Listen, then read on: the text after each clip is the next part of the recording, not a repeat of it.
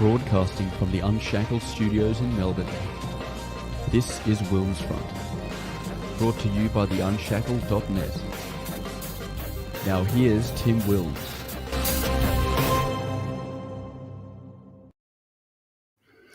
Hello, everybody, and welcome back to another WilmsFront featured interview show. Today is Thursday, the 7th of October, 2021. As always, we are live on the WilmsFront YouTube and DLive channels. It is 8:30 p.m. here in Melbourne, Victoria, where we continue to break records in the pandemic. Melbourne is the most lockdown city in the world with 249 days and counting.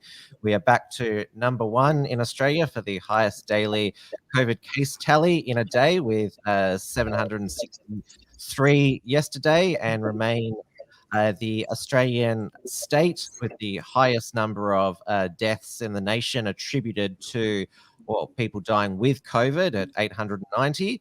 Remember, for the past 18 months, Dan Andrews told us that short, sharp lockdowns would prevent us breaking all these COVID records. But despite COVID all over Victoria and never going away again, Dan has still said the state is on track to begin reopening on October 26th, which will be at least 2 weeks after New South Wales opens on October the 11th. We shall see when Victoria reaches the 70 and 80% mandatory vaccination targets, whether Dan does open the place up. I'll see it when I believe it.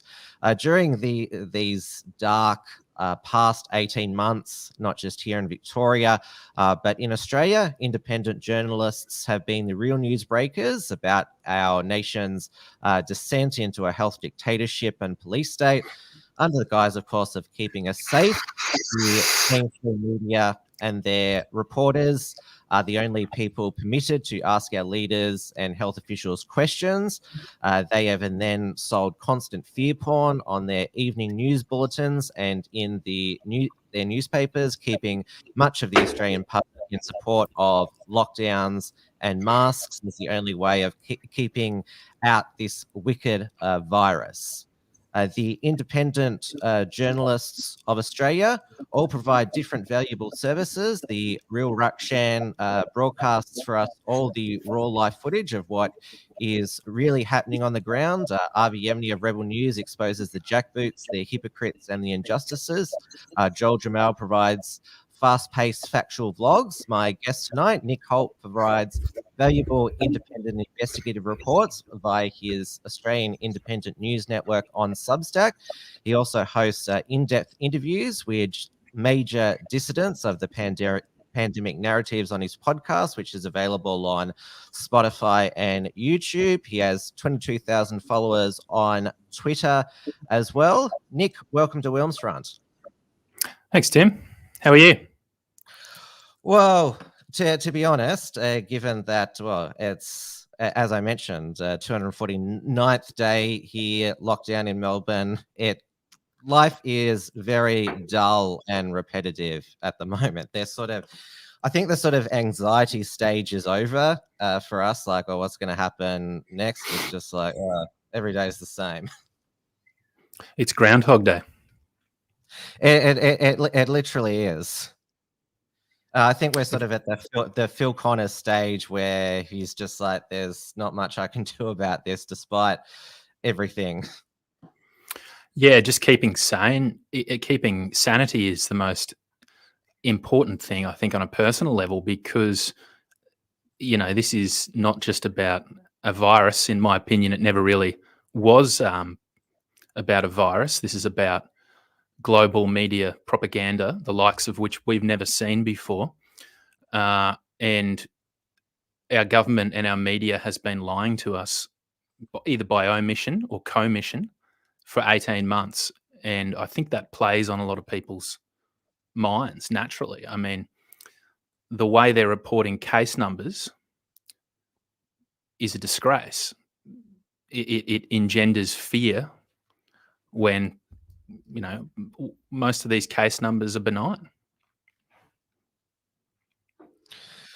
Well, that's why you see the, daily testing numbers especially in Victoria and New South Wales. What is it? We had 77,000 people get tested in Victoria yesterday. Only, 1,638 were positive. What is it? In New South Wales, they had 110,000 tests, and it was about 587 positive. And it's because, as you mentioned, the propaganda is, and doesn't matter which state or territory you come from, who's in charge. It's that, if you have any of these symptoms, you should get tested immediately. Otherwise, you're either going to be on a ventilator yourself or put someone you love on a ventilator.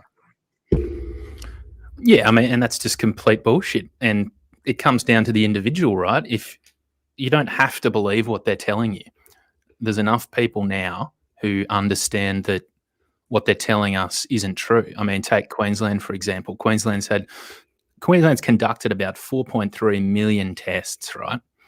Putting the amount of money aside that they've earned from that, those 4.3 million tests have yielded 2,000 and roughly 20 positive cases, 7 deaths.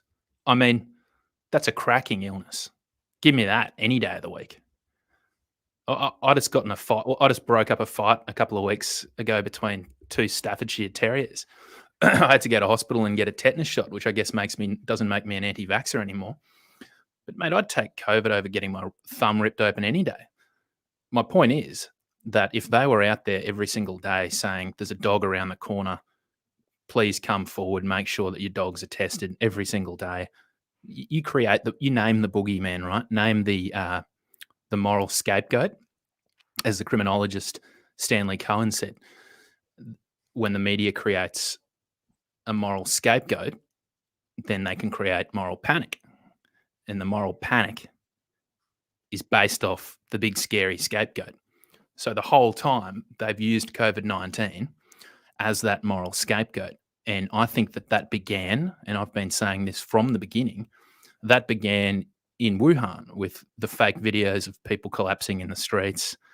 I think that footage was so terrifying to so many people. You know the footage I'm talking about is maybe six handheld cameras, right? Yes, I remember it. Yeah, so that footage was then disseminated around the globe, and then they had Italy to back that up with. I think a lot of people are still underneath a kind of fear spell that they were never able to get over, to look at this illness on paper and go, well, hang on a second. The way that the government's reacting and the media is completely crazy compared to the illness itself on paper. So only fear can generate that. So fear is the real virus, I think, that's going on right now. Certainly not the case numbers. It's probably because Australia has been largely a COVID zero nation, and so not many people know people who've had COVID. I know a few. They've all recovered and are fine now. They don't have any of that. What is it you call long COVID? But because hardly anyone in Australia knows anyone who's got COVID, this is why I believe the propaganda beamed in from overseas, which Australians are banned from going overseas, most Australians, that it began with the people, as you said, collapsing in the street, the ICU wards and coffins in Italy and New York, and what is it? They also recycled when there was the India Delta peak around May. Apparently, people collapsing dead on the street in India. And I mentioned the now, what is it?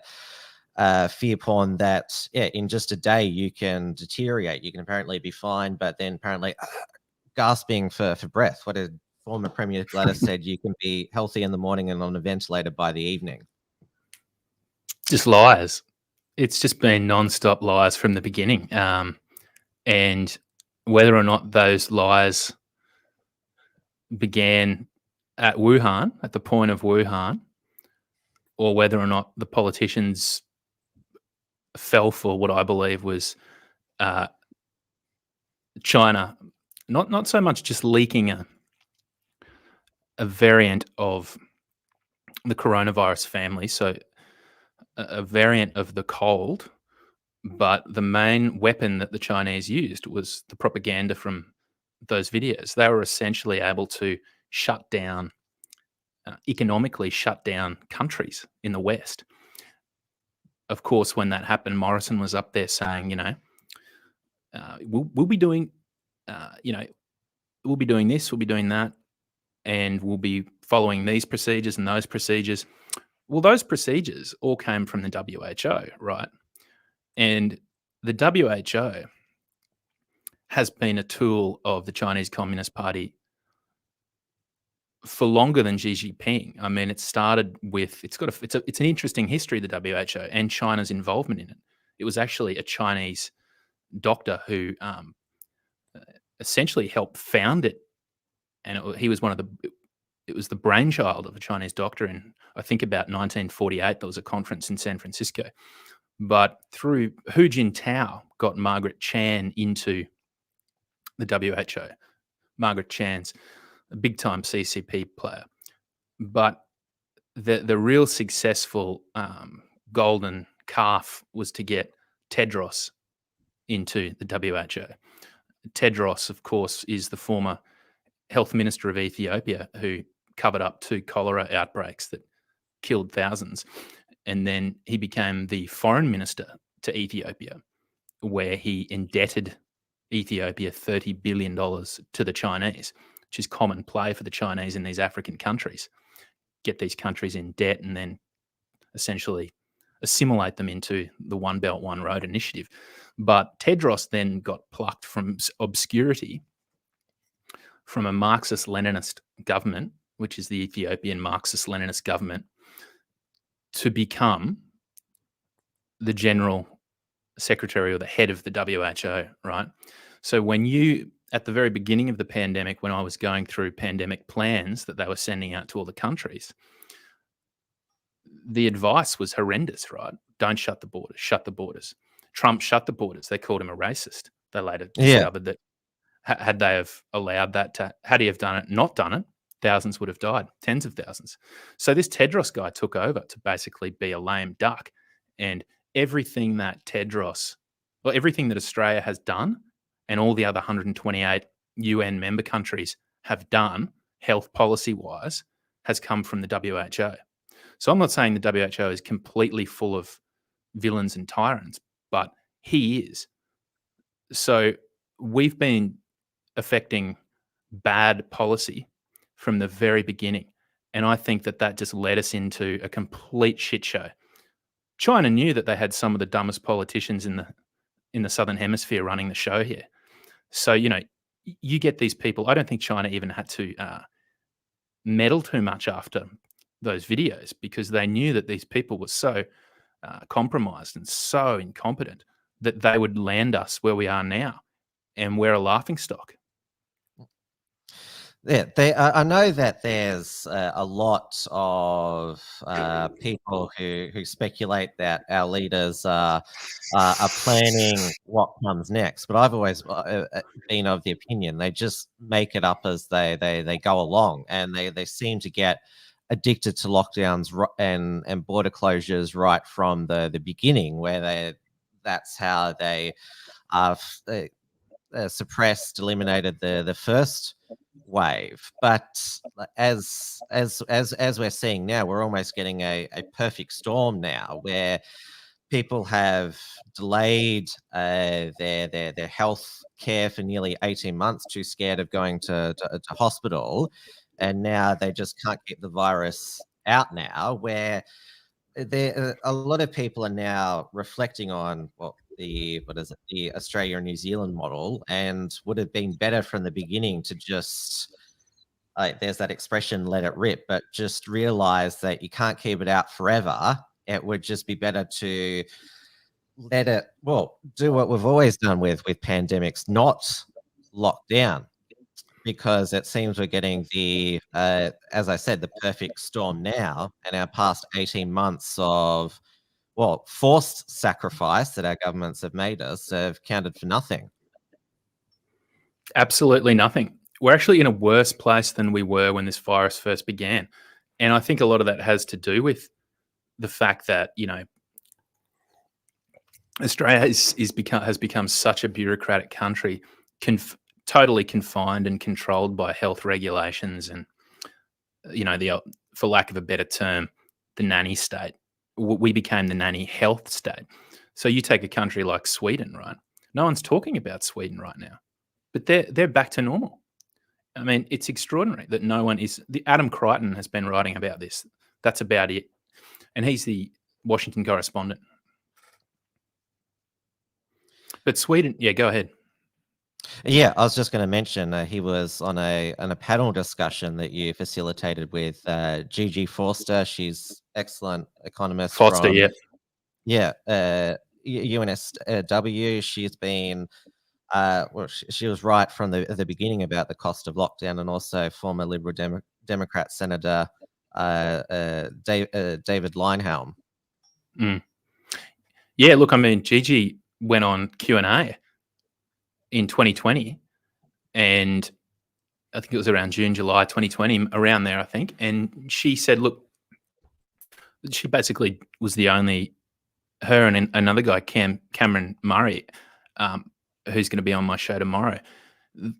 Gigi was basically saying, look, there are seen lives and then there are unseen lives. This is how economists work out whether or not whether or not a country should spend X amount of money on a medication, right? Is it going to save enough lives for the amount of money it's going to cost?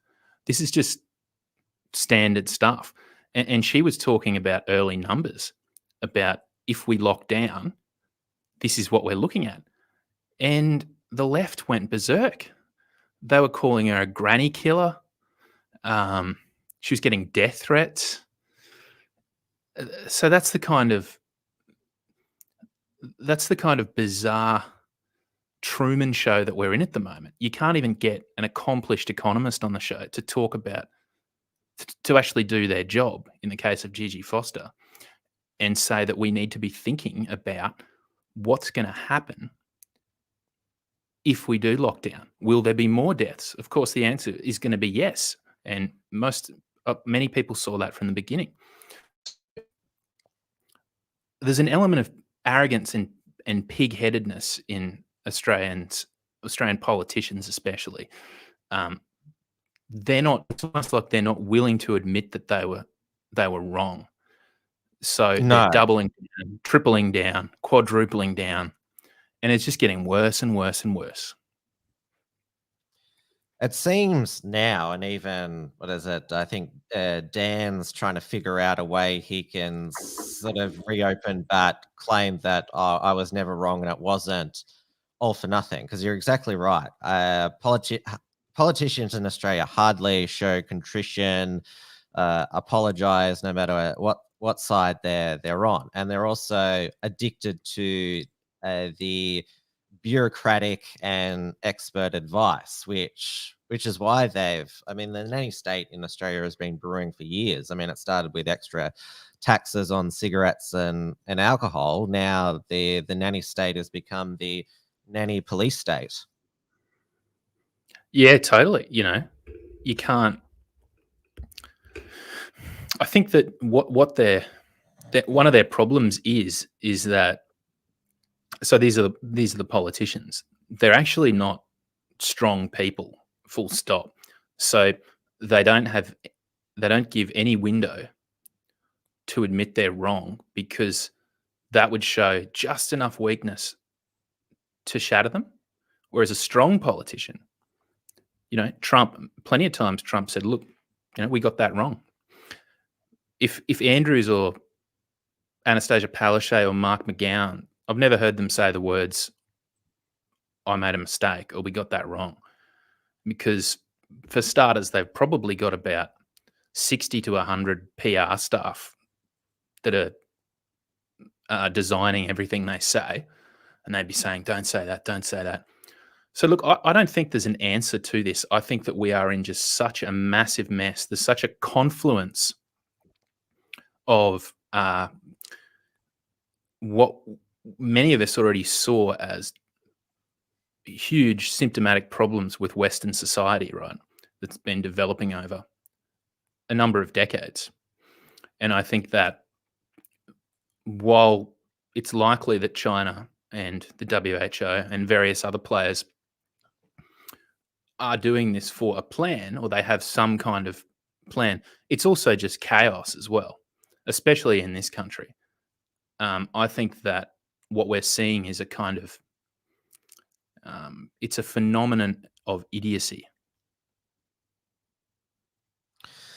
Certainly, underneath our clueless leaders, there are people in, whether they be in the bureaucracy or in the expert in industry, who see this as an opportunity to push forth a particular a policy agenda, or to reimagine society, to use the more common phrase, new world order, because they see out of crisis opportunity. And this is why, well, the most common new phrases, well, the World Economic Forum's Great Reset, and their slogan that's been embraced all around the world, Build Back Better.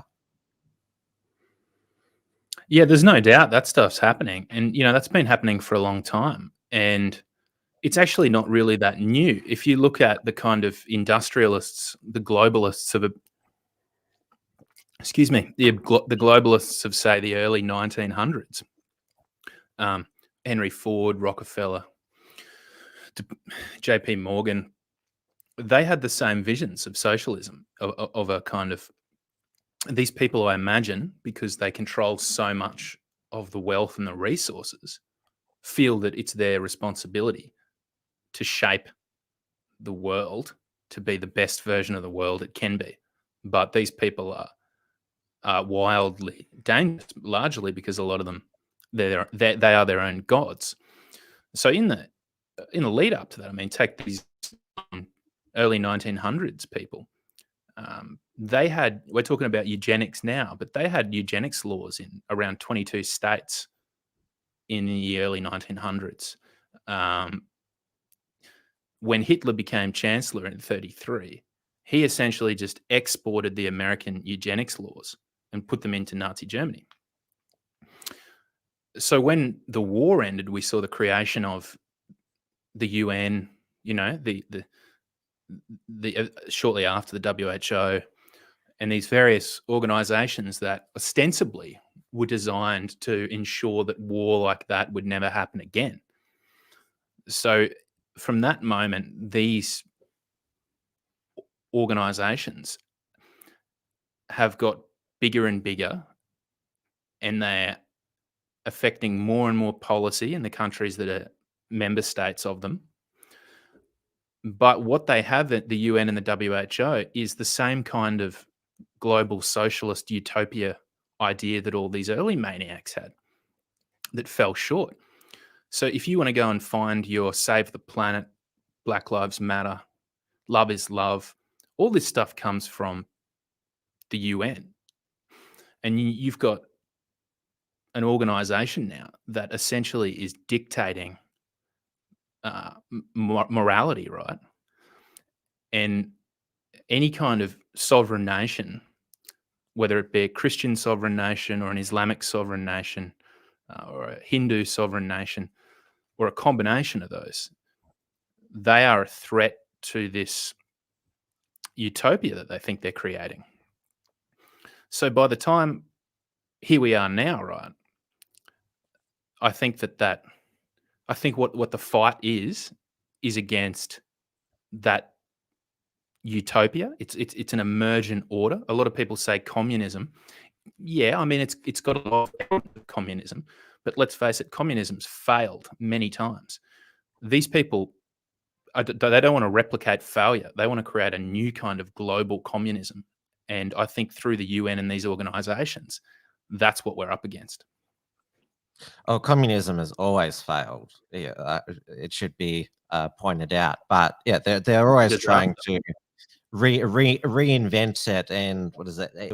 Obviously, we have these. I mentioned the World Economic Forum, which is not part of the UN, but it's one of these many NGO bodies, which is not necessarily a pure communism, but more like a style of Mussolini's fascism, which the proper definition of fascism, not the one that these people on Twitter throw around, is governments and corporations colluding together to run countries. And well, in true, obviously, communism was a global. Marx envisioned it as a global revolution, and these the UN and these NGO bodies want a form of global fascism, mending of corporatism and communism together. And they, as you said before, they don't like these sovereign, independent nations. I mean, Sweden drove them crazy for so long. Yeah, they don't talk about it anymore. And the US state of Florida still drives them crazy with Ron DeSantis, and well, just domestically now with Dom Perrottet today announcing a slight better adjustment to the New South Wales roadmap, really delivering on what he said, well, starting to deliver on what he says that his values are, which is freedom. That it's an outrage that they're these people like deviating, and most of it comes from people who don't even live in New South Wales or Florida or Sweden.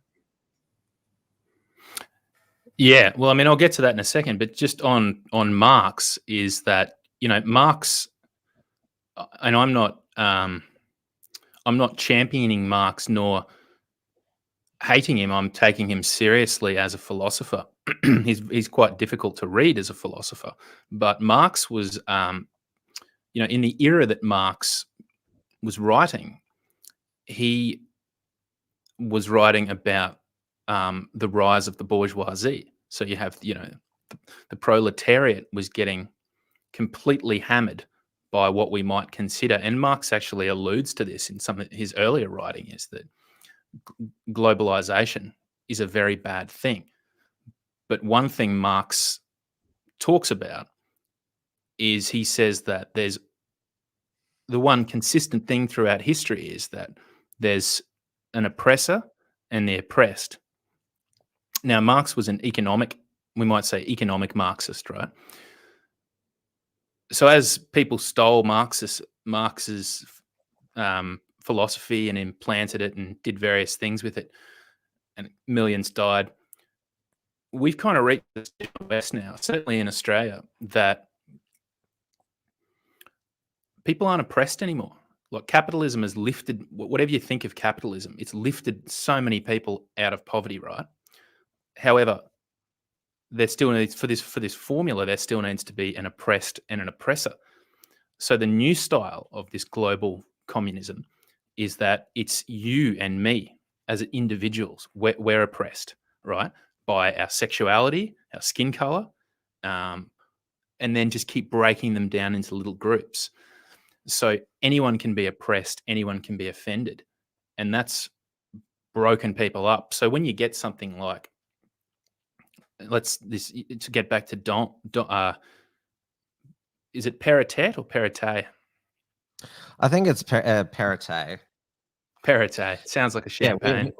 We just we just got used to pronouncing and spelling Berejiklian. Now, not only do we have to learn how to pronounce Perrottet, but how many T's are in his name. Yeah, look, I don't think it really matters who they bring in. I think that at this stage in the pandemic, I guess the best thing that guy could do would be to open up and start normalizing. but I don't know how controlled he is. I don't know how much of a party member he is. I don't know anything about the guy. Well, I know that when Gladys resigned, there was some people who are not connected into New South Wales politics who claim, oh, she resigned because she wasn't following the globalist agenda enough. But I've said to them, like, look, her replacement, Dom Perrottet. I mean, he is political philosophical background is much more ingrained in freedom and individual liberty. But of course, he is only in the job because the moderates and the leftists in the New South Wales Liberal Party installed him there. And the point that I was making is that he's done as much as he can in the first week to show that, look, I'm going to live up to my values as best as I can, but there's only so much that he can do in 1 week. I hope that as the weeks roll on, that we get to that non-medical apartheid economy in New South Wales sooner. And I'd want him to go further, get rid of all the QR check-in systems, because what is the point in contact tracing anymore if it's just everywhere now?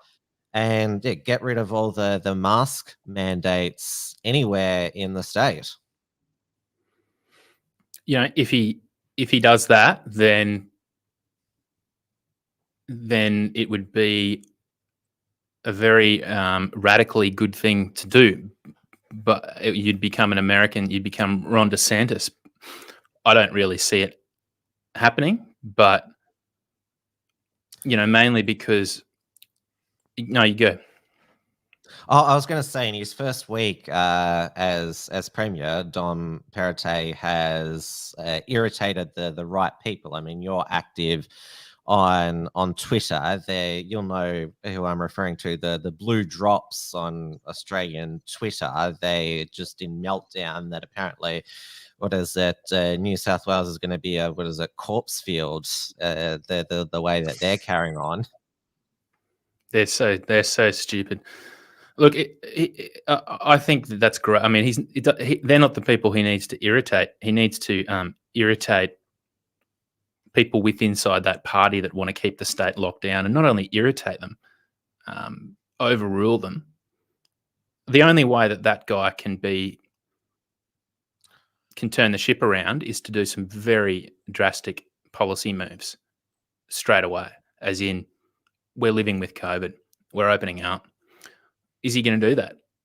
I don't know. I mean, those people on Twitter.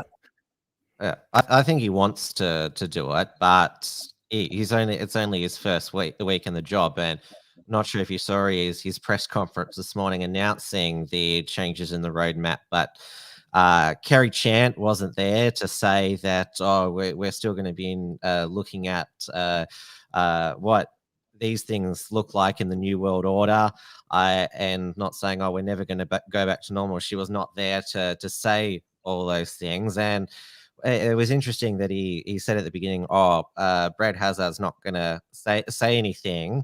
He's going to answer questions, but in the end, like, Brad Hazzard stepped forward to say, sorry, I couldn't help myself. So clearly wants to keep, because Brad Hazzard, he always said the most bizarre, hilarious things at the 11 a.m. press conferences. So he's trying to keep the old clowns away, it seems. So they weren't there, Hazzard and Chant? Hazzard was there, but he was supposed to be Perrottet implied at the beginning he would be seen but not heard from much. He needs to be sacked. I mean, I see these people as the same criminals as Gladys, and criminals not because they've robbed a bank, but because of what they did to the New South Wales people, keeping them in lockdown for that long, right?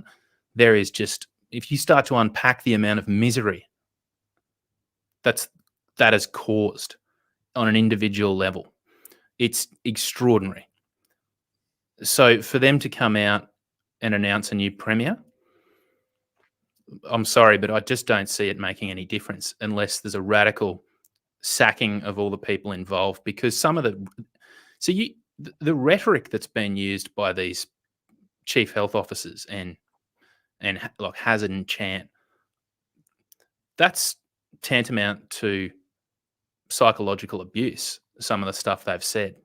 And for me, it's inexcusable. I'm on one side, right? I'm on the side of how Ron DeSantis talks about the pandemic. Anything on that other side, getting close towards Hazard, you're a criminal, and you completely, you're a traitor, and you've got to go. Oh, I'm not disagreeing with what you're saying there. I'm just trying to see the glasses a bit more. Well, as I say, a quarter full, then it's almost empty, because it has been empty for so long. And I've said to people, going back to Gladys's resignation, you want to know why Australia has been as it is for the past 18 months. I mean, I think the worst thing Gladys did as Premier was giving Mick Fuller, the police commissioner, absolute power to write the pandemic powers as he wanted. Yeah. The state's been in, well, Greater Sydney's been in lockdown for over 100 days. The people of Western Sydney subjected to some of the harshest restrictions, victims of police brutality. And when she resigns, there's people crying outside her office, laying flowers, behaving as if she had died. Like they were all like those North Korean people crying when Kim Jong-il died. It was truly bizarre. Yeah, they'll be crying out to sell eventually. These people need to be charged and eventually dealt with in the scope of our law. Once we can get our law and court systems cleaned up here, and we know we've got the right players, all of the premiers, all of the chief health officers need to be the first to be charged, and then we start working down through the party. It's the only way forward. They cannot get away with what they've done. That's where the flowers need to be taken to prison. One of my commenters there, I remember when Tim said saying only Dan would lock the state down and Gladys wouldn't do that. Well, I did forget that politicians lie. And, well, Gladys's final words before she did lock down is, "We're never going to lock down again." And what happened? Yeah, that was interesting. It's almost like little Gladys someone got to Gladys, and with the information that maybe they hadn't. I'm speculating here, of course. Certainly not making any official assertions, but it seemed like she may have been blackmailed, because Gladys essentially did a pirouette on the spot from saying, "I'll never lock down," to now, how many days? 100 days? 100 and something days? Yeah, 30 more than Wuhan. I think her and her squeeze, Daryl China Maguire, is ultimately what got her into some serious trouble there. And I know that people say, "Oh, hindsight's a wonderful thing," but if we don't look at hindsight this past 18 months in Australia, we're not going to learn for the future. It seems like she locked down Greater Sydney when they had 29 cases, and it peaked at around 1,600 with the lockdown, and it's gone down with the. It seems that the lockdown had no effect at all on the trajectory of the curve, peaking and then going down. The same in Victoria, and also the same's happened in New Zealand. Both Victoria and New Zealand locked down after one mystery case. The curves just kept going up despite the lockdown. Oh, and we've known this for a long time, and this is not pseudoscience. This is gold standard global scientific consensus. We're talking the Lancet, we're talking the CDC, we're talking the Surgeon General, a number of other highly cited publications have essentially not only Dan Mask 22 was a good one for masks. they don't work. They don't lower. They don't have any effect. There's any positive effect in lowering fatality rates, right? So why are we doing it? That's the question. It's about compliance. Oh, and the leaders, especially the Democrats in the US and the celebrities, wear them as theatre. I mean, we've all seen them take them off when they think the cameras aren't there. Nancy Pelosi's famous blow dry maskless in San Francisco. Yeah. Anastasia Palaszczuk's Olympic welcome home ball. And just today, Dan Andrews, he walked from his parked car all the way to the doorstop press without a mask on. Like, he walked nearly 50 meters. Did he forget that the press were there waiting at the doorstop for him, because he walked that full thing without a mask? He didn't forget, because he knows what I know, which is the reason I don't wear a mask anywhere, is because of bullshit. It doesn't work. I'm not going to do something that makes absolutely no sense. That's insanity. So I'd go places. You can't breathe properly in it anyway. Why would I want to make myself feel worse? So if I just go places, I never get pulled up at Woolworths. If I'm going to a mate's place that owns a little coffee shop, then I'll put it sort of around here, just because I don't want them to get fined, right? But if I go to any of the big global shops, then no way, because it doesn't work. And it's most useless out in the open air. I mean, the outdoor mask mandates are like a whole other level of stupid, given that the regardless of whatever virus it is, outdoors you can hardly catch it. Oh, the whole thing is just nonsense in terms of the rules and the health rules and regulations that are applicable to this thing, right? And now, here's why I'm not taking a vaccine. Why would I take a vaccine that doesn't stop me getting the illness that I'm being told that I have to get it for? Like, it's not a silver bullet. 7 people have died in Queensland. These vaccines were knocked together in a year. I'm not an anti-vaxxer. Like I said, I got a tetanus shot last week, so they can jam that up their ass. But I'm not taking a vaccine that doesn't work for a pandemic that I don't believe even exists. I think once people start pushing back against the fear and propaganda, that's where you can find some freedom. Well, the emerging facts about the jabs is that it only works on an individual level. If you get the virus, then you're much less likely to get seriously ill and go to hospital or die. But we've seen in New South Wales a lot of elderly people die with COVID, even though they've been double vaccinated, which two doses or 3 doses of any vaccine is not going to cure old age. But the whole thing that and a lot of health officials in Europe have said the vaccines, they're not going to provide herd immunity, which means the whole idea of vaccine passports and not wanting to be around the unvaccinated is which makes the main justification for vaccine passports obsolete. Yeah, of course it does. So they change the goalposts. They change it every time. So I'm saying, well, hang on a second. How many people? Let's say how many people have died in Australia from COVID? Right, maybe just over 1,000. So let's be generous. Say 1,500 to 1,800, right, in 18 months. So I say, well, I've the Bureau of Statistics report the provisional mortality statistics report in front of me here, right?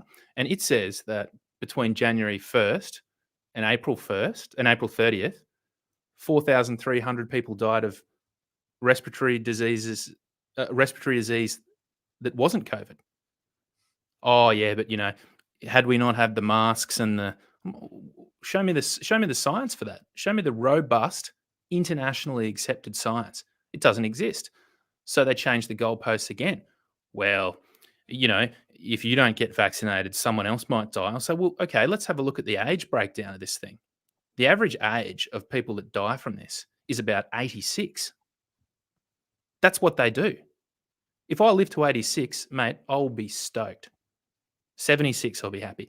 But the news are out there going, dun, dun, dun, dun, dun, dun, dun, dun. Well, a tragic reminder tonight of just how deadly this virus can be after a 94-year-old lost his fight against coronavirus. I'm thinking, 94-year-old? We should be celebrating that dude's life. So they're constantly changing the goalpost to try and, well, if we don't do this, then that'll happen. Well, that didn't happen. Well, if we didn't do this, then that's not how epidemiology works. That's not how reason works. None of it makes sense. I know that. So I'm going to trust my rational faculty, which has worked for me pretty well for the last 37 years. And if you do get to 86 or even 96, you don't want your final years to be locked up in your home or if you're in a aged care facility, being banned from seeing your friends and family, dying alone with literally faceless strangers all masked up with hazmat suits on, and then only 10 people allowed to commemorate your life when you pass. That's no grand way out. No, mate. And that for me was the defining moment of where the gloves came off, because I tell you what, my parents who are in their 70s, they're healthy, but let's say one of them went to hospital and Anastasia Palaszczuk or Dan Andrews or one of these people said, you can't go and visit your dying mother in hospital. I'd say, you want to fucking make a bet? Mate, I'd go to jail for that. I'd go and find a couple of Terminator-style shotguns. I'd get in that hospital and I would say goodbye to my dying mother. I've been lucky. Many haven't.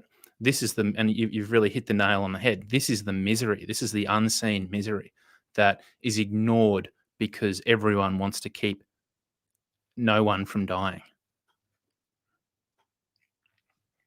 Yeah, which all humans die. Like we're never going to find a cure for death, and also death has gone on these past 18 months. But apparently, if it's not a COVID related death, everybody just accepts it. I mean, like, you look at all the famous people who've died over the past 18 months, you'd say about 96-97% of those were non-COVID.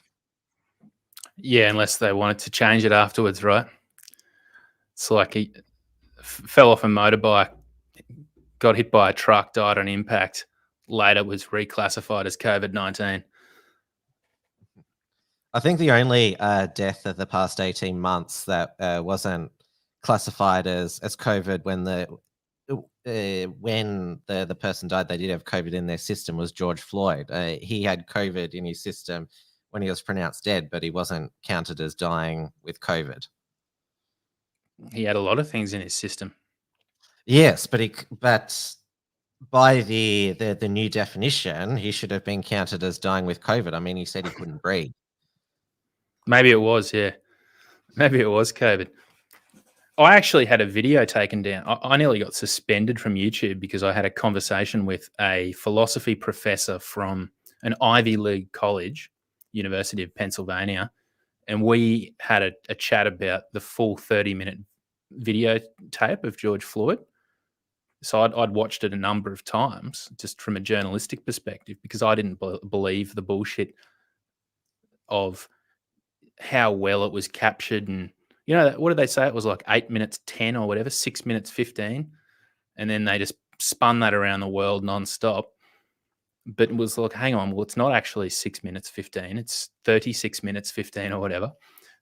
And we just spoke about that. He was resisting arrest for about 30 minutes. And they took it down for hate speech. Yeah. This has been, well, YouTube censorship. It's been building up over the past 5 years, ever since Donald Trump was elected president against their expectations, but it's really turbocharged over the 18 months. I mean, any interview that I do on this channel with someone who's deemed too controversial, or there's too much a COVID or V talk, it gets taken down for misinformation or hate speech. And of course, YouTube, which is, what is it? It's called the Alphabet Company now. It's holding company which also owns Google. I mean, the old expression, just Google it. I mean, Google just spits out fake news, fake information, fake history. Wikipedia spits out the same. I mean, below every Facebook post, meme now, there's a fact check. And Twitter, I think they only ever fact check Donald Trump's tweets. Yeah. Just before, just after he crushed Biden in that election. You're more familiar with Twitter's behavior than me. Oh, that was extraordinary. I mean, the thing is, the first thing was the Hunter Biden story, the laptop story. And once they got away with that, I remember doing an episode again with this philosophy professor, and he was saying, look, this is going to be a real test, because if they get away with this, then they'll realize they can get away with anything. Just for your listeners who may not know this, and your viewers, is that obviously in the lead up to the 2019 election, Hunter Biden's laptop was found, and it was full of emails and 2020 election. All sorts of stuff that connected his father to various business deals with Ukraine, China, and there was also a lot of photos of him smoking crack and with hookers. But they took that down and buried it, and didn't allow New York Post even to post that story on Twitter. They suspended the New York Post. So they got together and, we've got to stop this. And they pushed it down, and they did. So then after the election, Trump was coming out firing, just going, it's stolen. This is rigged. And they started just scrambling to stop his tweets from getting out. And eventually they deleted him. So if you can delete and censor the president of the United States, man, it's no problem getting rid of you and me. Well, you had Miranda Devine on your podcast, who was one of the lead New York Post reporters on the Hunter Biden laptop. She's writing a book on it, the laptop from hell, which is a good description. I remember Twitter at the time, they came up with all these bogus excuses why they censored it. Oh, because the laptop, it came into Rudy Giuliani's possession. Did it come into his possession, or you might know more than me? But what happened was, this is the story that was given, right? Is that Hunter left his waterlogged laptop at a Delaware repair shop, which is near where he lives, and he didn't go back to pick it up.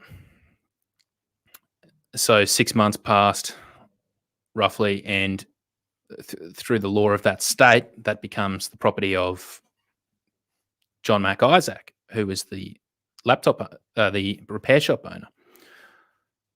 All of this stuff was going on in the news with Hunter Biden, because there was a Senate inquiry into Joe and Hunter doing dodgy deals with Burisma. If you remember, that's what they were trying to pin Trump over. The Democrats always pin Trump on the things that they've done. So what happened was, this is how the story goes. The guy's gone, look, I think I need to do something about this. So he rang up. The FBI didn't want a bar of it. He gave it to the FBI, and it sat with the FBI for months. They didn't do anything.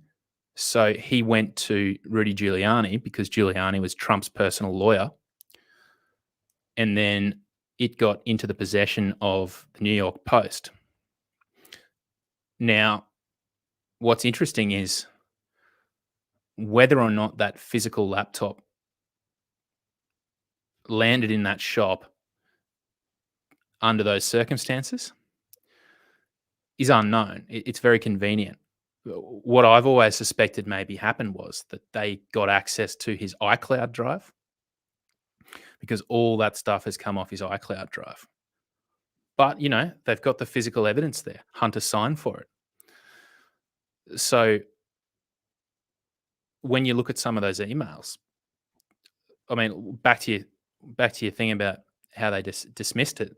They came out, of course, with the old, it's Russian disinformation, Yeah, there was that, but the point that I was making, that they said, oh, it's because it's a story based on the possession of someone else's property. That's another one of the justifications they came up with. Yeah, they came up with a lot of things.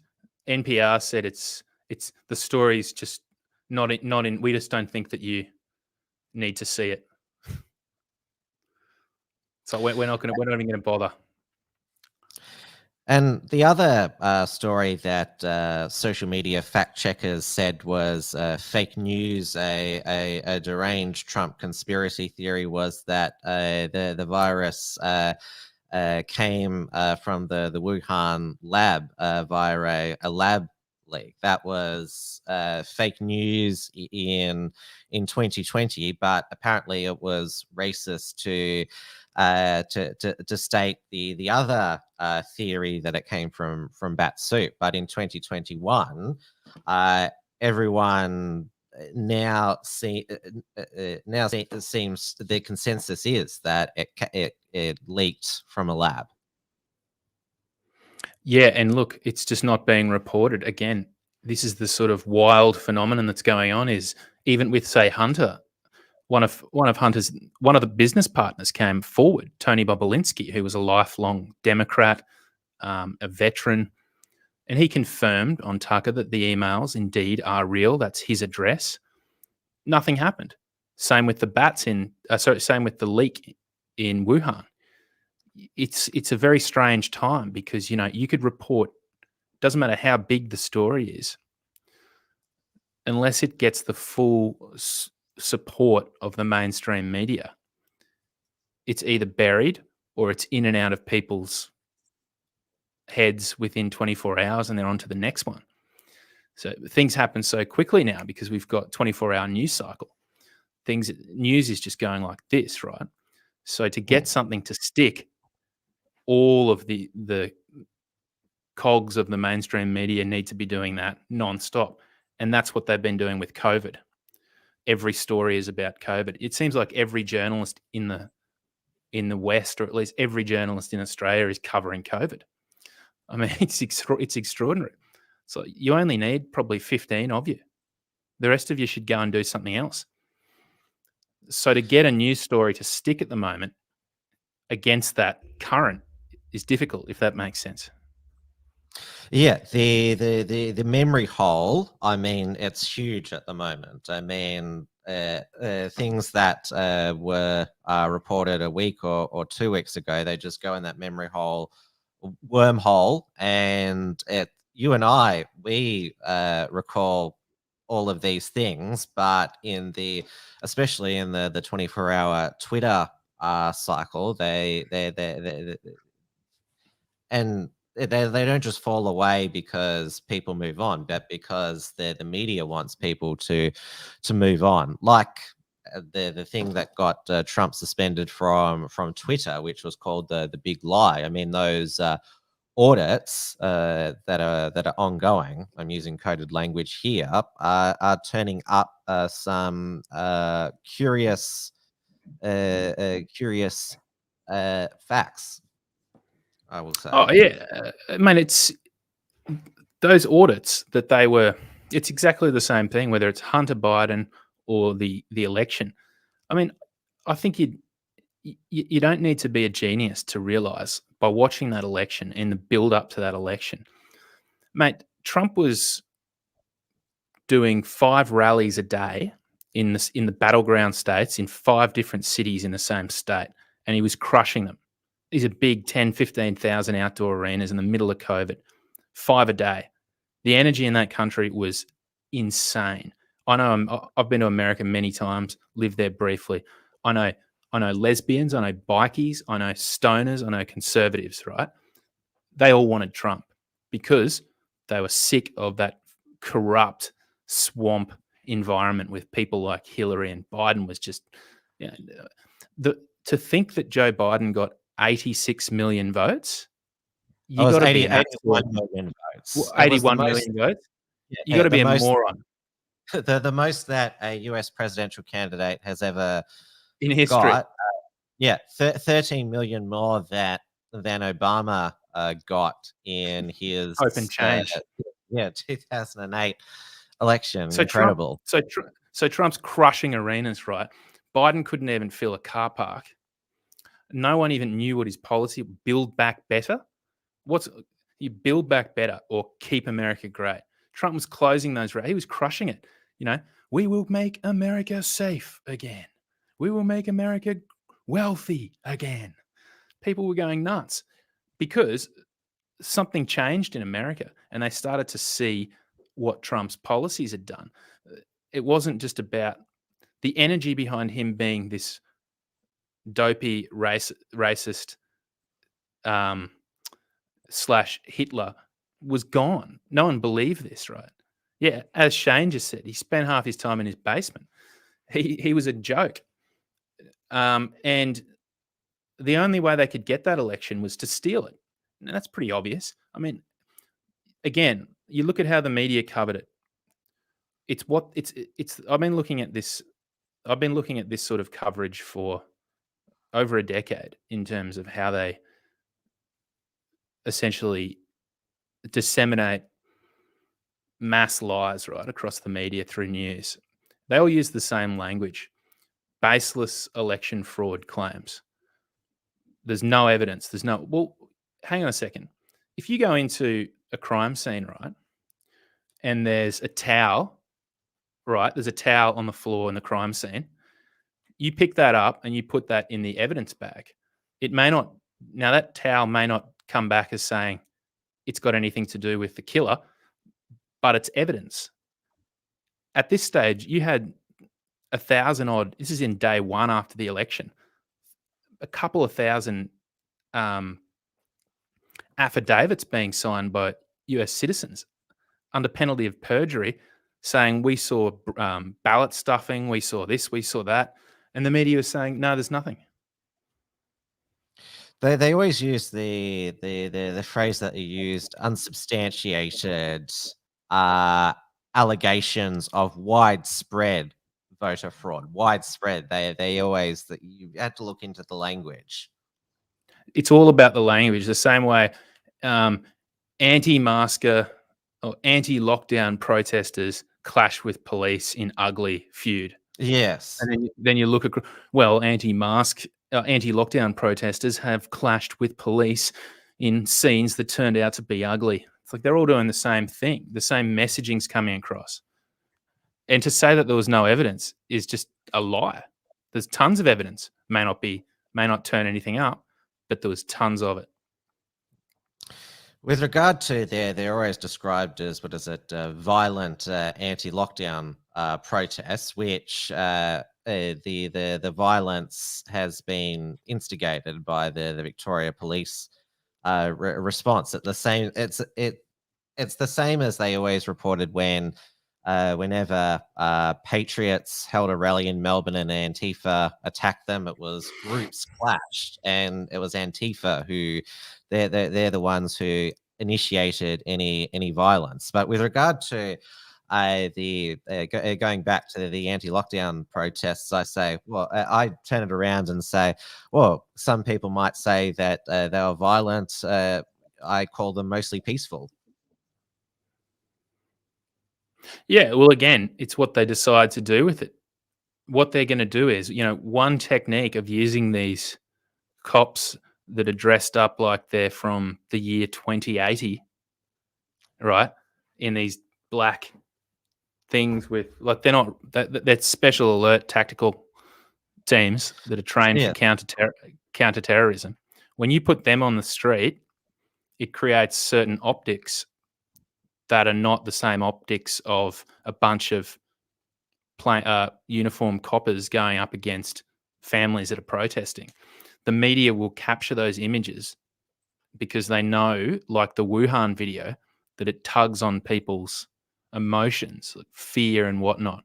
And all they need to do is then find someone that's fighting back against these people, and they capture that and put it on the news as anti-lockdown thugs. A lot of people in my shows in the chats throughout the past year have been wanting me to talk about the Strong Cities program, which Melbourne is apparently a member of. Have you looked into that?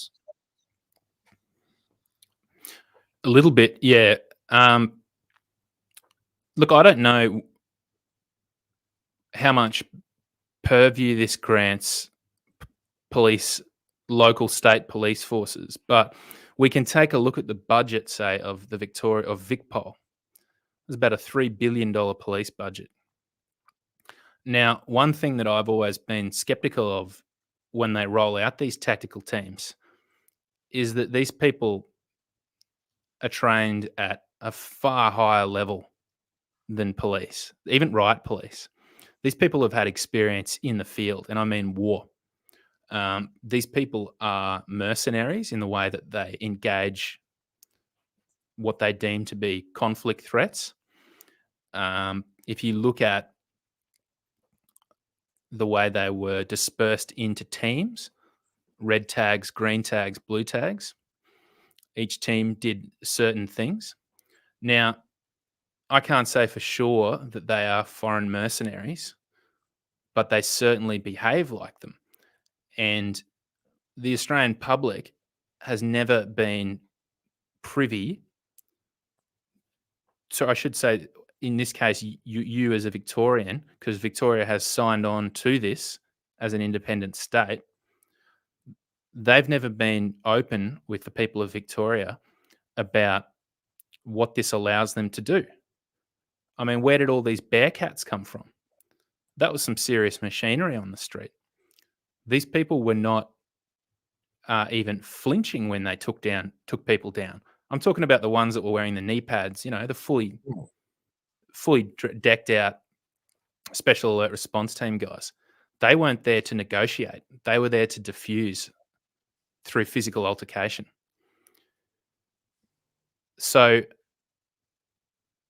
I think some big questions need to be asked into that at a parliamentary level. I think that parliamentary privilege should be used by it's Tim Smith is the Liberal candidate down there. Sorry, no, who's the guy? Matthew Guy is the opposition leader. Who's the guy you mentioned earlier? No, someone else. He starts with P, but he's got a Eastern European name, I think. Bakaya or something. Anyways, there's someone that's going after Andrews down there at the moment. He's a Liberal MP. And they need to start asking questions about this and digging into it because that's their job. All I will say is I would put my money on it for a specky. I'd put $100 on it that some of those soldiers are not Aussies. Well, a lot of people who are in the high ups of Victoria Police have worked for other police forces. I mean, what is it? Victoria's most, you would say, and I say this not in a good way, most reformist police commissioner, Christine Nixon. She came from the AFP, and certainly her legacy has been that the Victoria Police have become a very a very, in terms of not just left wing in its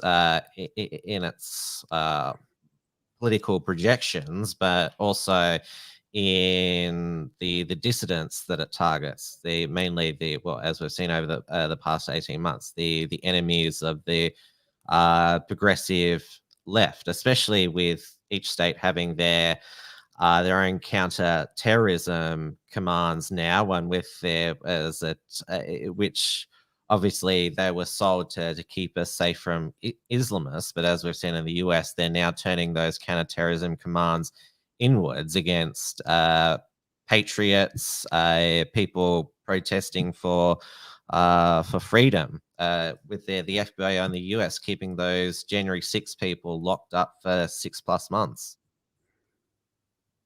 Yeah, it's disgraceful, and it's happening in Victoria too. I don't know how many people know this, but there's obviously Monica Smith, but there have been harsher cases. That one story I'm working on at the moment is a man who was essentially arrested for stepping outside his 5-kilometre radius to go and visit his local member of parliament, a fellow called Josh Burns, to talk about constitutional law and how he believes the Andrews government is breaking that. 7 days later, he was arrested, taken to a maximum security prison. He was told he has to get the test. He said, "I'm not getting it. I know my rights." They put him in solitary confinement in Melbourne in a maximum security prison for 5 nights. No light, no visitors, and he wasn't even allowed a call to his lawyer. This was on a bed that had like phlegm on it and stuff. This is horrendous. And this is all being done underneath breaching a public health order. So it makes you wonder how many more of these people are actually in solitary for things they've done, that the Victorian state deems enemies. Without a proper trial, I don't think that any of these incitement charges, there's been an outcome yet. I mean, justice was already very slow in Victoria pre-pandemic, and justice delayed is justice denied. Dawn here has also mentioned about the strong cities. I wonder if it's part and parcel with the Belt and Road, which Dan was very committed to that for many years, and he and his government had outside of the Belt and Road, which you've uncovered many close relationships with China. Yeah, you just cut out there for a minute, for about 30 seconds, mate. What was your question? What you've uncovered about the Victorian.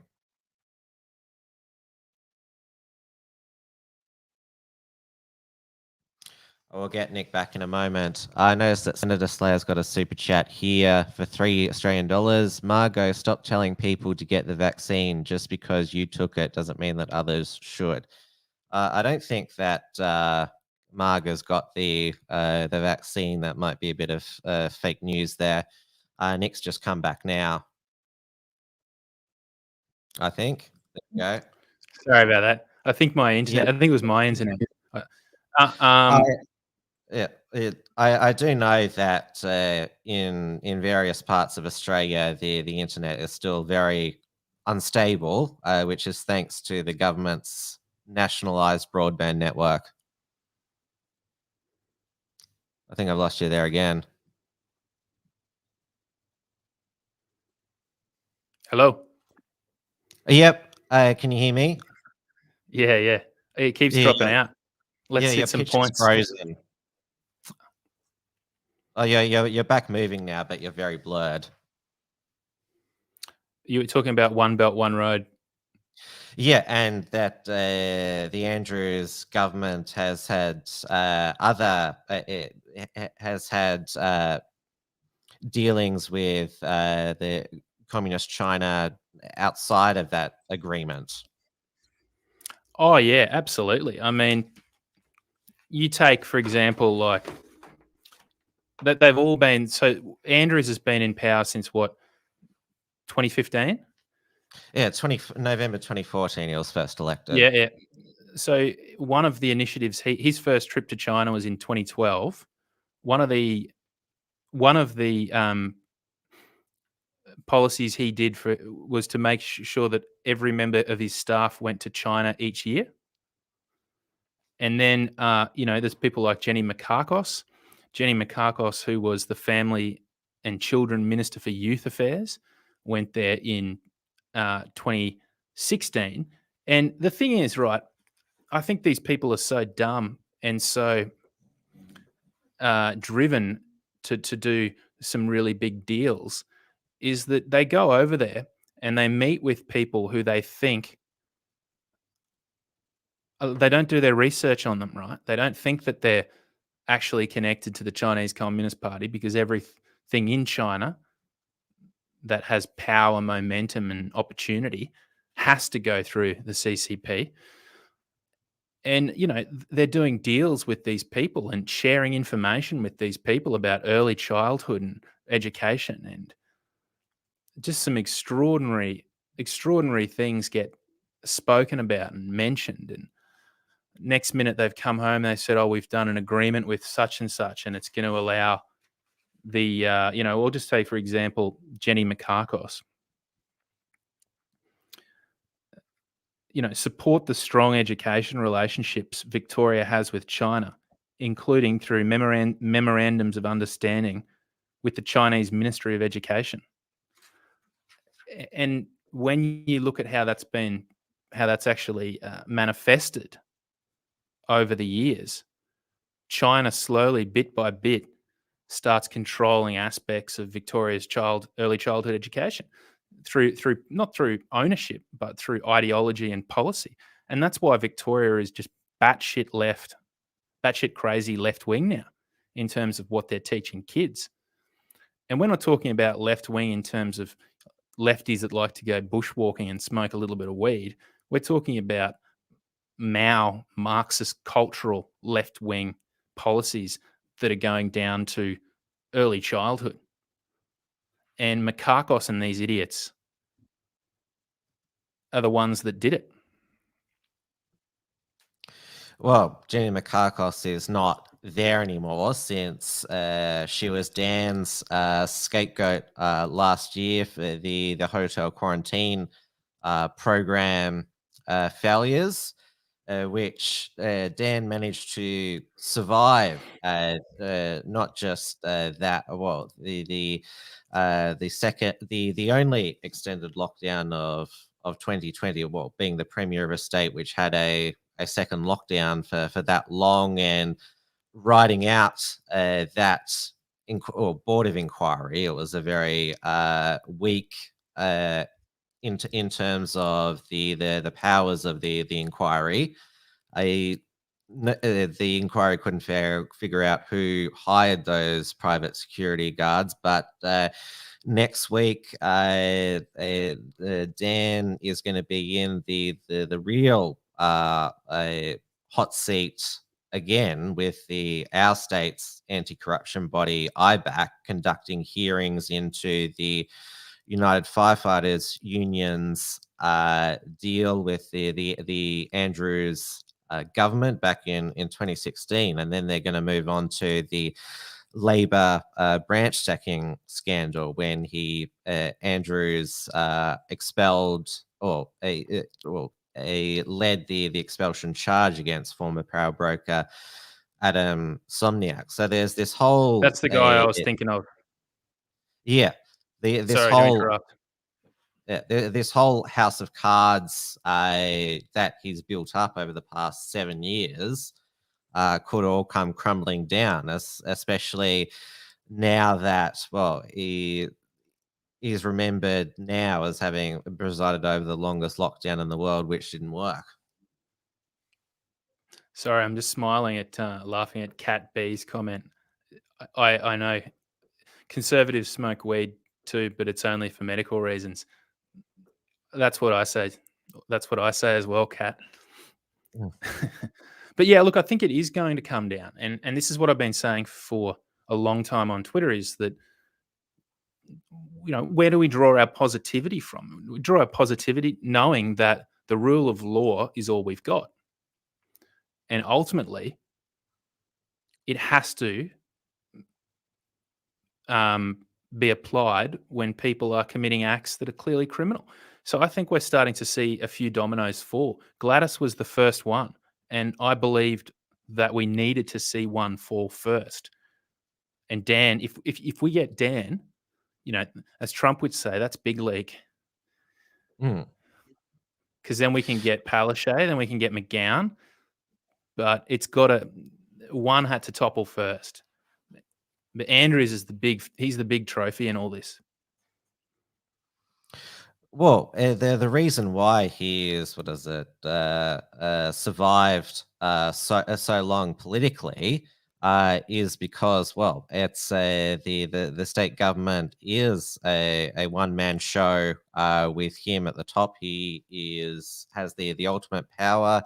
His office would probably make more decisions than the cabinet or the party room when it comes to things such as strategy and PR.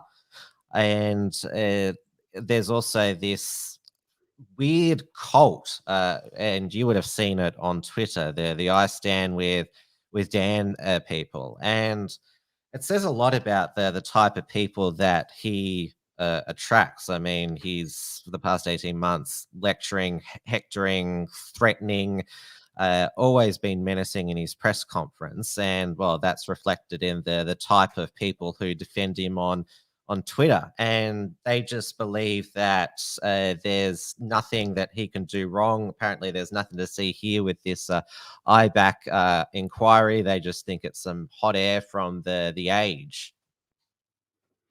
Yeah, look, I don't really think that those people have anywhere near the presence that that people think they do. I mean, that's clearly a lot of them are working for Andrews. In order to get away with something that he's got away with, again, on a smaller level to the global propaganda, the state level propaganda coming out of Victoria is extraordinary. And I really doubt he's ever had the numbers through this. But that's why he needs to rule through fear.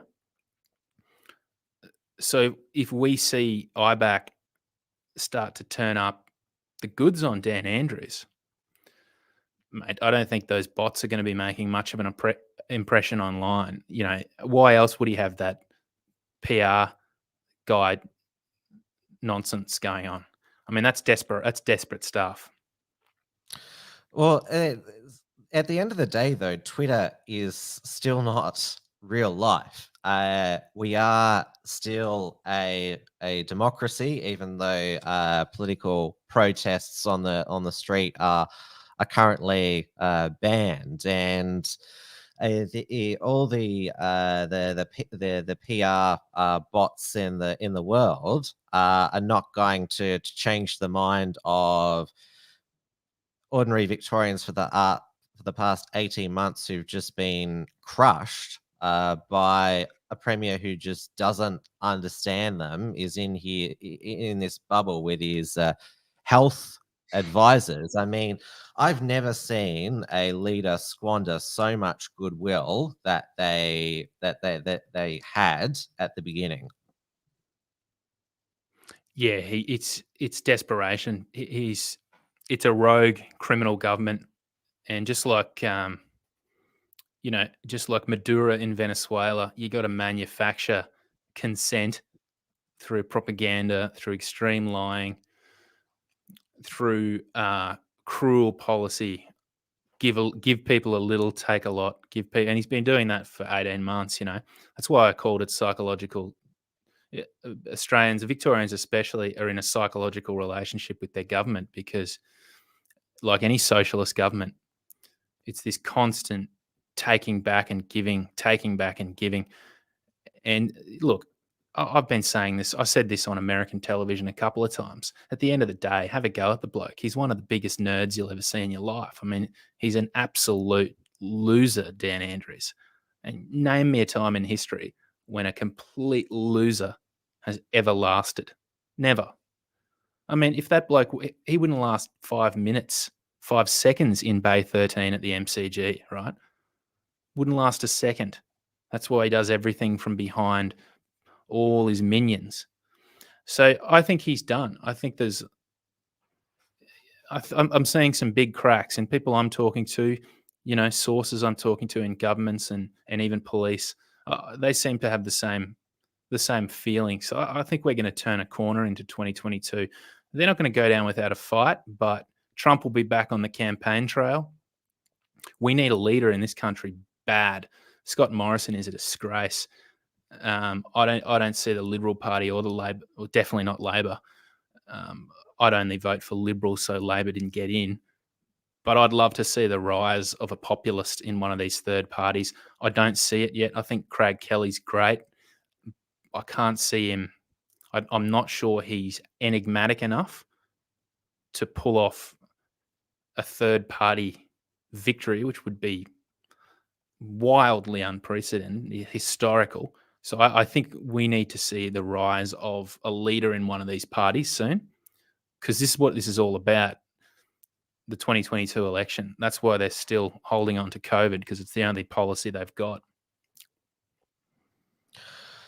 Craig, he still continues to get massive reach despite Facebook banning him, and him joining the United Australia Party, which obviously Clive has put many millions of his own dollars behind in years gone past, but with Craig at the forefront now, with just Clive as the party chairman, and they have a coherent political philosophy now with their anti-lockdown, pro-freedom, pro-medical choice message. It's going to be interesting where they go this election.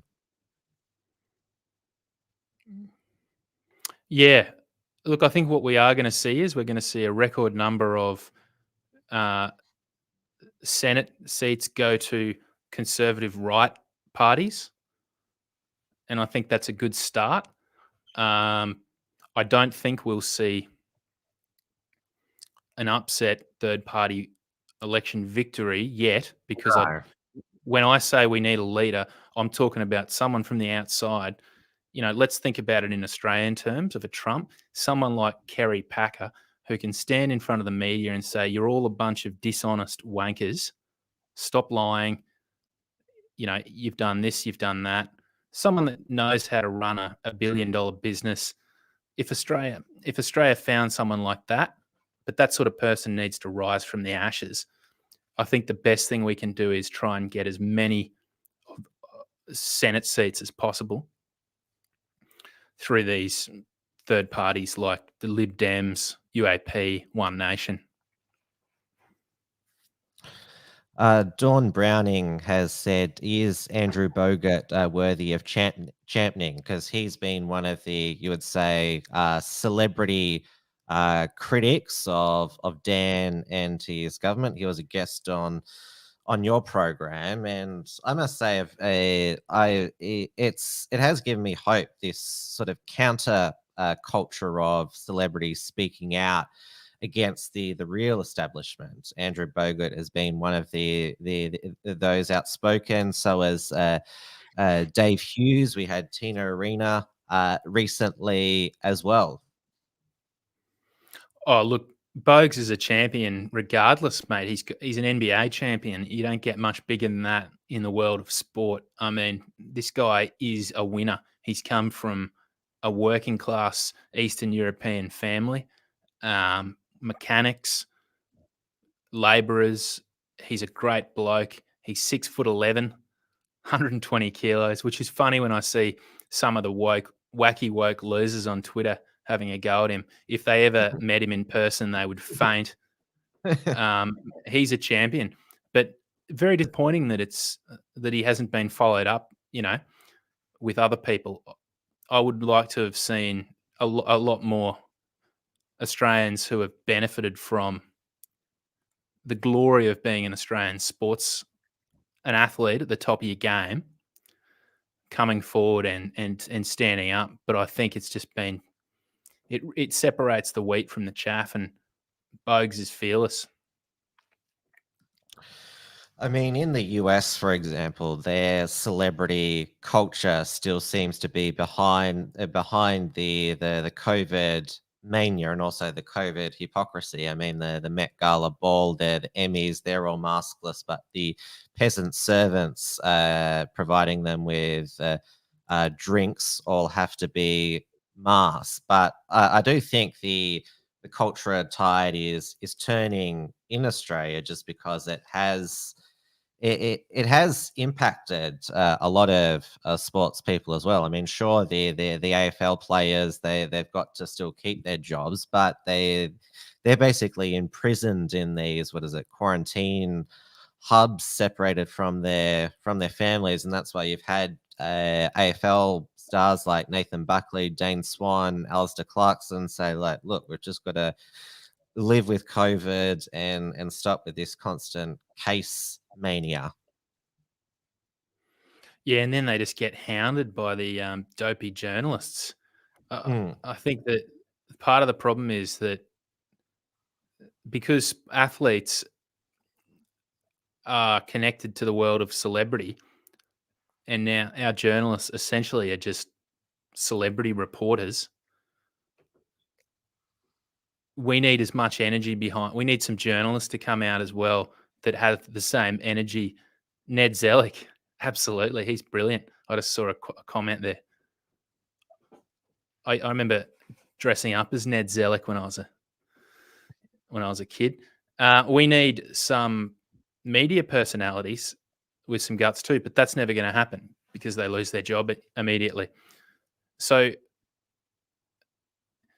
yeah, I don't know. We have seen some, surprisingly, refreshingly, some mainstream media journalists begin to turn on the narrative, and you know that they have, because the blue drops on Twitter viciously attack them. People like Waleed Ali and Lee Sales and Lisa Miller from the ABC deleted her whole account because of all the abuse. Oh, really? That's a shame. You got to take these bullies. You got to hit these bullies front on, because they're just little nerds sitting behind a computer. I don't understand how people let it get to them. Waleed Ali is a very brilliant journalist. When he turned into the project, he became horrendous. But years ago, when he was on RN, he's a very smart guy and he has potential. I haven't been following what's going on there, but these are the sort of people, the ones that have some substance. Waleed Ali wrote a very good submission for why they should not, and this was going back maybe to 2016, why the Queensland government should not interfere in Catholic confession. And it was a brilliant response that was part of the commission for it. But I think they just get hooked up a bit in the life of big money and big fame. And there's no competition in Australia. 6 channels. And we see, especially with a lot of the up and coming, journalists, the ones who are in attendance at these daily press conferences. They know that they have to, if they want to get ahead and be editor, whatever, be one of the talking heads, they have to comply and sell the narrative. And the reason why the mainstream media in Australia has been promoting the COVID narrative for the past 18 months is, well, also because of ratings as well. They were dying until this they could sell this endless fear. Yeah, they were, and they will die. Because, you look at what as soon as this is over, the reason we need to win this big time is because if we don't, they'll just make a seamless transition into the climate change lying. Well, they've been doing that for years, but it's failed to they failed to shift many people, especially many people, both viewers and eyeballs, and also the propagandists have failed to flip an election on the issue. That's right. Well, Nick, I've thoroughly enjoyed hearing your analysis and what you've investigated over this period of time. Thank you so much for coming on WilmsFront to discuss these issues with me tonight. You're welcome. It was a lot of fun. Thanks for having me. And people can find your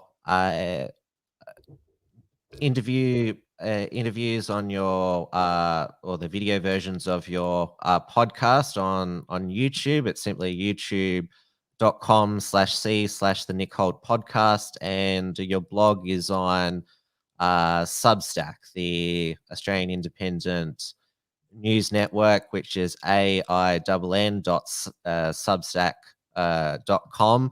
I don't know too much about Substack.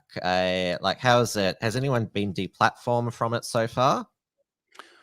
Well, Substack really came from people being deplatformed elsewhere. Glenn Greenwald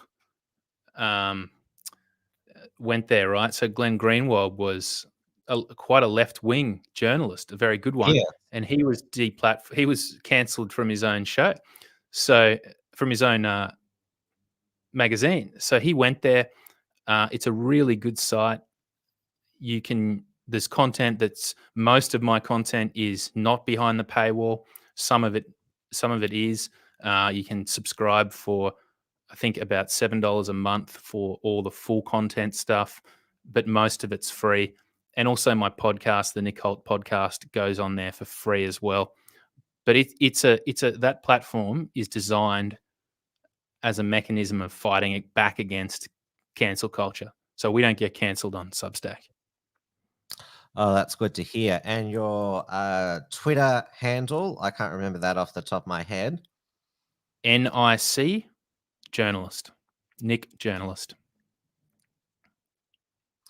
So make sure, if you're still on Twitter, to follow Nick there, because he is what he can fit in those characters. It's the good short sharp stuff, not like the good short sharp lockdowns.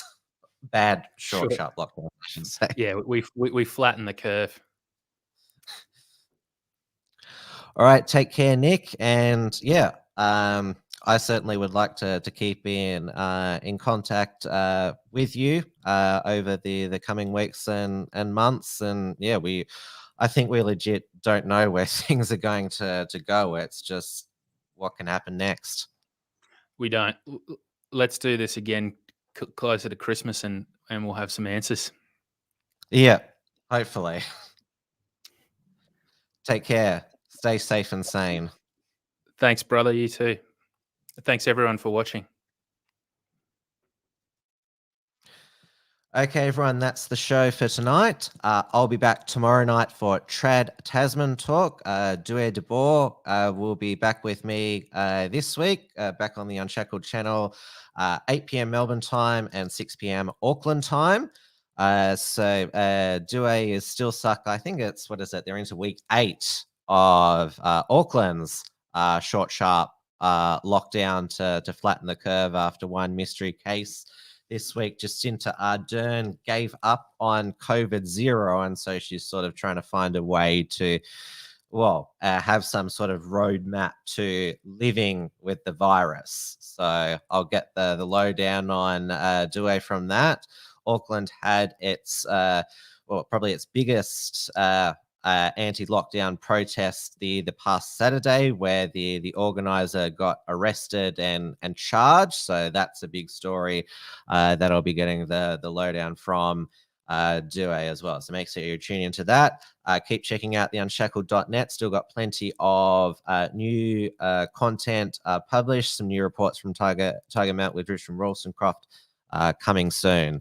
Thank you everyone so much for watching in the chat. I'll see you tomorrow night on the Unshackled channel for Trad Tasman Talk, then on Monday again for Tim's News Explosion. Good night, everybody. Thanks for tuning in to WilmsFront. Visit timwilms.com or Rational Rise TV to view the archive of episodes.